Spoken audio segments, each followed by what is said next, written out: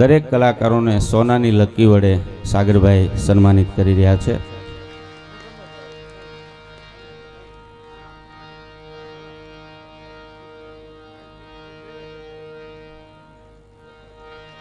જોરદાર તાળીઓના ગડગડાટથી આપણે સૌ વધાવીએ.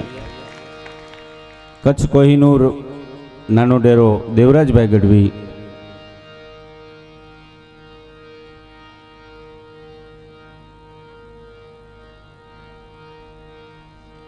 જેણે ભજન વડે ને હમણાં માના ભાવો વડે આપણને સૌને ખૂબ તૃપ્ત કર્યા એવા સન્માનીય શ્રી દેવરાજભાઈ ગઢવી, એમને પણ સન્માનિત કરવા માટે નમ્ર વિનંતી. વધાવો જોરદાર તાળીઓના ગડગડાટથી. આ કલાનું સન્માન છે અને એમનો ભાવ છે. ત્યારબાદ શ્રી પરેશદાનભાઈ ગઢવી,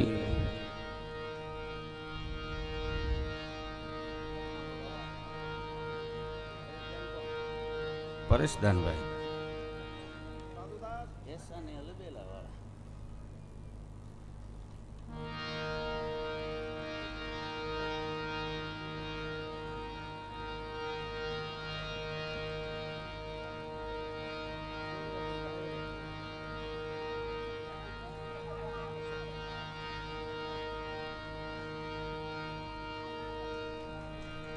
વધાવો તાળીઓના ગડગડાટથી. આ દરેક કલાકારોને ફોન કર્યા હોય ક્યારેય પણ એ હંમેશા એમના ભાવથી આવતા હોય, ત્યારે પરેશદાનને તાળીઓના ગડગડાટથી વધાવીએ.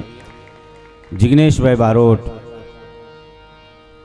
ખૂબ આપણું ગુજરાતી લોક સંગીતને મેં કીધું એમ દેશ વિદેશમાં જેમણે પહોંચાડ્યું છે એવા જિગ્નેશભાઈ બારોટ.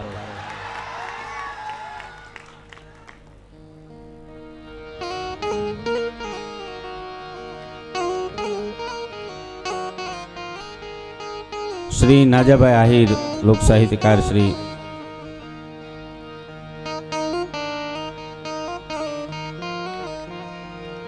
ये बात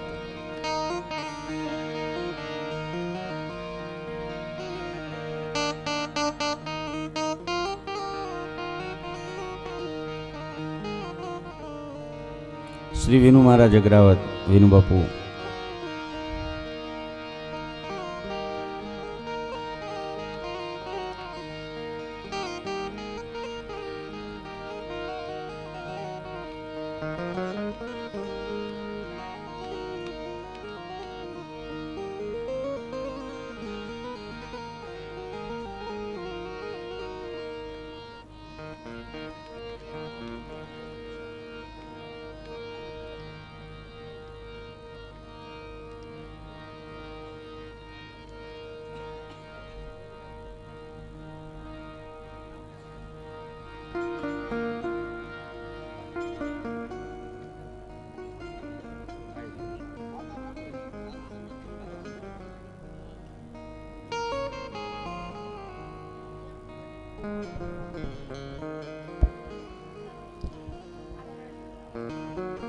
આખા કાર્યક્રમનું સરસ મજાનું સંચાલન પોતે કરી રહ્યા છે એવા જે દેવપ્રયાગમાં જ રહે છે અને નોકરી ઠેઠ કચ્છમાં કરે છે, પણ સાહિત્ય જગતનું ગૌરવ છે એવા આપણા જિગ્નેશભાઈ કુંચાલાના સન્માન માટે હું પણ સાગરભાઈને વિનંતી કરું. તાળવીના ગળાથી વધાવો ભાઈ શ્રી જિગ્નેશભાઈ કુંચાલા.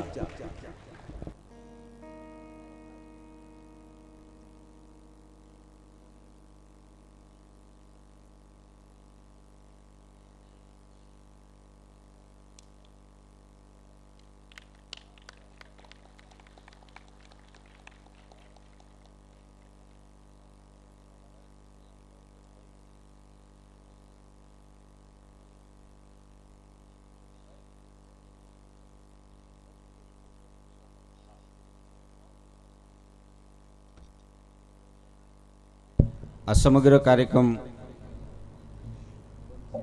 જેમાં લાઈવ થઈ રહ્યો છે બંસીધર સ્ટુડિયો,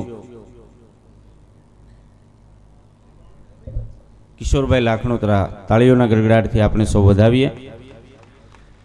સુંદર મજાનું સાઉન્ડ ઓપરેટ કરી રહ્યા છે ચંદુભાઈ ભીલ, એટલે આપણું મહુવાનું પોતીકું સાઉન્ડ કહેવાય. અને આખા ગુજરાતમાં ખૂબ પ્રસિદ્ધ પ્રકાશ સાઉન્ડ. ચંદુભાઈ આવો ઝડપથી.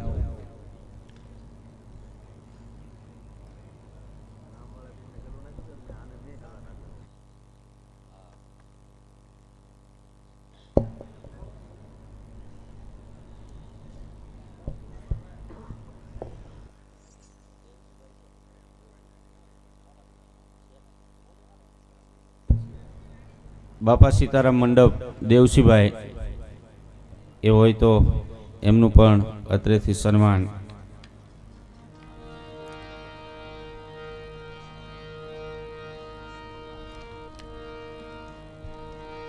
એવી માં ભગવતી પરમ વૈષ્ણવી માં ભગવતી સોનબાઈ માની 102મી જન્મ જયંતિ નિમિત્તે આવો જેમને સાંભળવા એ જીવનનો લાવો છે. લોક સાહિત્યના માધ્યમથી મહુવાને અને આ પંથકને જેમણે દેશ વિદેશમાં ગૌરવ અપાવ્યું છે એવા સમર્થ લોક સાહિત્યકાર હસમુખાની હેતાળવા જે મરકીને કાઢે વેણ એને કાંટોય કદીને વાગજો ભલે હોય પારકી શેણ.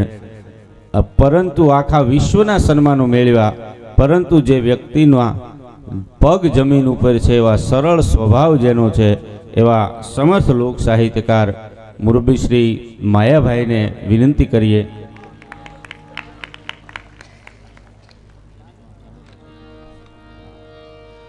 શ્રી એડવોકેટ જે બી ચૌહાણ સાહેબ આવ્યા છે, એમને પણ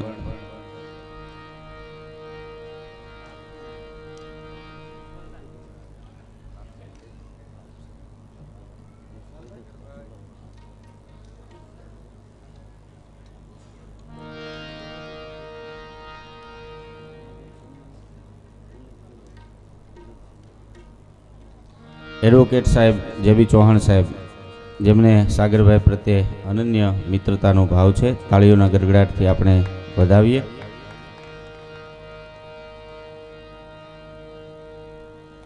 પધારેલા પુનઃ એક વખત પ્રત્યેકને આવકારીએ. પણ એ પૂર્વે અમારે અહીંયા મંચ ઉપર બહુ આમ નાની વયના કવિ પણ એના કાવ્યો આપણે વાંચીએ બોલીએ તો આપણને જેમાં પીડતા દેખાય એવા પાર્થ બાપુ હરિયાણીને પણ સન્માનિત કરવા માટે સાગરભાઈને વિનંતી. બાપુ આવો. આટલી નાની વયે રાઘવ જશ પ્રકાશ નામનો ગિરીશાપા ચારણી છંદમાં આખો એ ગ્રંથ લખે છે.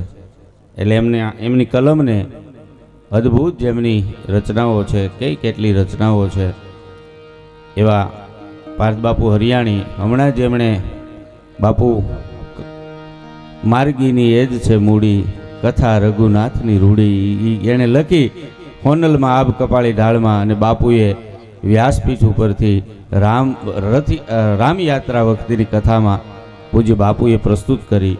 એવા બહુશ્રુત કવિ પાર્થ બાપુ હરિયાણીને જોરદાર તાળીઓના ગડગડાટથી આપણે સૌ વધાવીએ. તો આવો જેમને સાંભળવા એક જીવનનો લાવો છે. અને મેં કીધું એમ કે દેશ દુનિયામાં ગયા, એટલા વૈશ્વિક એવોર્ડ મેળવ્યા, પરંતુ છતાં નાનામાં નાના માણસ અને છેવાડામાં છેડાવા માણસ સુધી માયાભાઈ સંભળાતા હોય. હું એમ કહું કે પટાવાળાથી લઈ અને પ્રધાનમંત્રી સુધી જેને લોકો સાંભળતા હોય, સામાન્ય માણસ મળે માયાભાઈને મળે ને ત્યાં રાજી થઈ જાય.